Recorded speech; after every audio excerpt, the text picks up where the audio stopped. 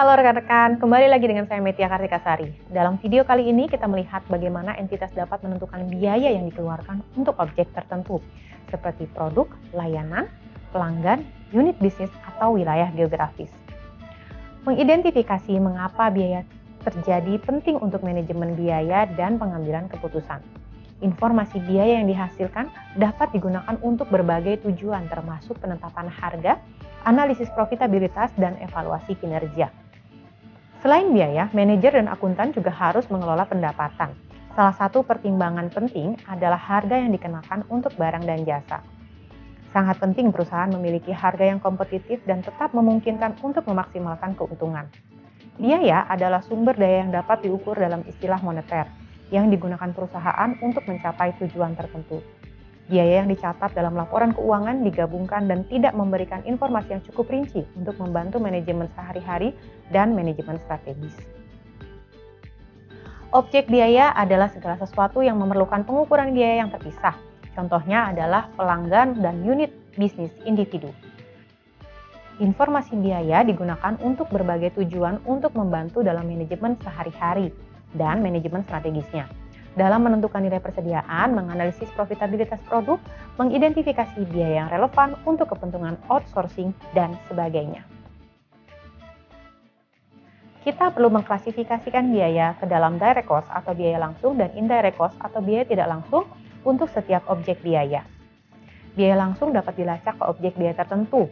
Pelacakan dimungkinkan dengan menerapkan sistem pelacakan untuk menghubungkan biaya ke objek biaya.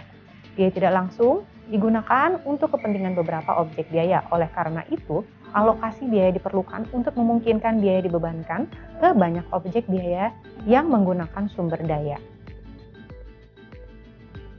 Proses alokasi biaya tidak langsung melibatkan 3 fase. Merumuskan alokasi biaya tidak langsung, menghitung tarif biaya tidak langsung, mengalokasikan biaya tidak langsung ke objek biaya. Biaya total sama dengan biaya langsung ditambah biaya tidak langsung. Keakuratan biaya diperkuat dengan pilihan cost driver untuk alokasi biaya tidak langsung.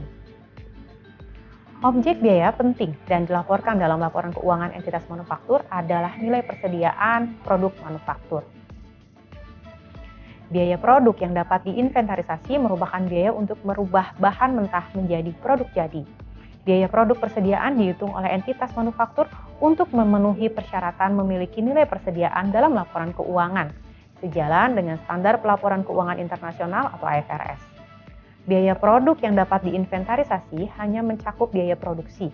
Semua biaya non-manufacturing dibebankan pada periode akuntansi berjalan. Entitas memiliki opsi untuk menerapkan strategi penetapan harga berbasis biaya atau berbasis pasar untuk produk atau layanannya.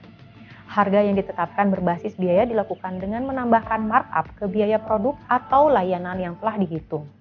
Sedangkan harga berbasis pasar akan ditetapkan pada pasar setinggi mungkin yang akan diterima pelanggan. Dan ini akan tergantung pada tingkat diferensiasi dan persaingan produk kita. Penentuan harga yang dilakukan perusahaan akan menentukan posisi perusahaan di mata konsumennya. Maka karena itu perusahaan harus membuat perhitungan yang akurat dan mempertimbangkan semua aspek yang mungkin akan ditimbulkan dari keputusan yang diambilnya. Sekian yang bisa saya sampaikan pada video kali ini. Sampai jumpa di kesempatan selanjutnya. Terima kasih.